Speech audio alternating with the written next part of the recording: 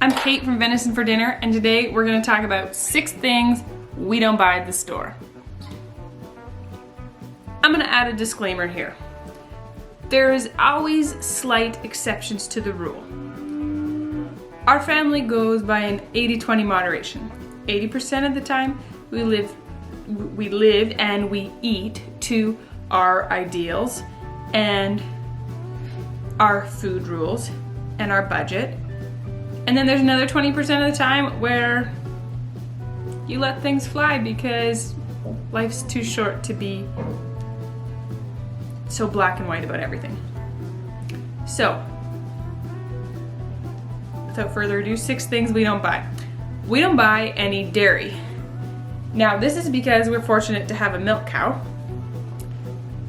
but with that being fortunate also means that I make a lot of dairy products.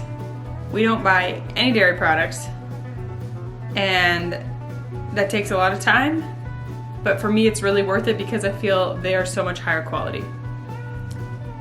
We don't buy cookies, anything like that. Why? Because we make them. They give me a stomachache if I eat store-bought ones. They're expensive, they have a lot of questionable ingredients. The smell of home-baked fresh cookies. Need I say any more? We don't buy any sandwich bread. For at least 5 years now, I make all of our sandwich bread. Sandwich, toast, that sort of bread. To me, I've now got it that it's, I make sure there's extra loaves in the freezer for when I can't make it, and it's just such an autopilot thing that I'm happy to keep our family in bread. We don't buy any meat. Now, is there slight exceptions to this rule? Yes. Occasionally, if we hadn't grown any pork that year, we'll buy some bacon or some ribs. And if we don't have any chicken, we might buy some chicken wings for a date night. But generally, we don't buy any meat. We grow it, we hunt it, we fish it. If I run out of chicken in March, well then I'm out of chicken in March until we butcher in the fall. And that's just how it goes. We don't buy not organic coffee.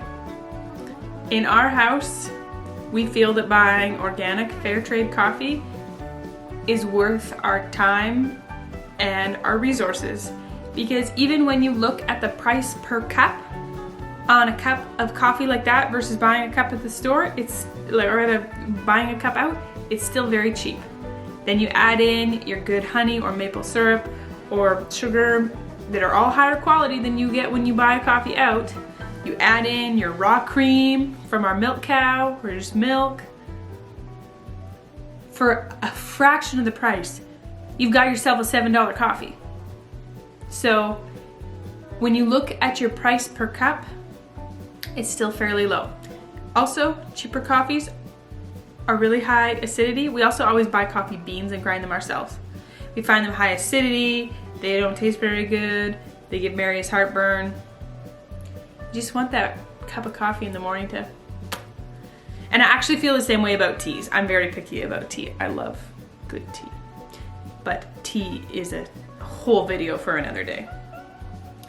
And the last thing that I don't buy, although I probably could list a lot more, we're gonna keep it at 6. The last thing I don't buy is bread products like bagels, English muffins, pita bread, naan bread, pizza crust. If we want those things, we make them. We quite often, when we make them, we make sure we make extra so we have a bag in the freezer, so when we would like them again, we can just pull a bag out of the freezer, and it just makes life a lot easier.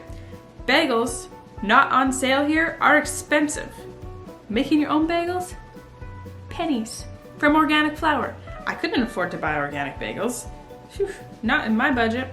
Organic flour and make my own bagels? Yes, ma'am, I can do that. So, I'm curious, can you tell me well, maybe 6 things? Or can you tell me one thing that your family doesn't buy at the store? I find it really interesting. Different families have different priorities, and by no means am I judging you when I say that I don't buy these things and maybe you do buy these things, because I bet you there's things that I buy that you're like, Kate, why do you buy that? You could be making that. Well, just ain't my priority. I got different priorities than you. And that is what makes the world go round. And that is what makes life so interesting.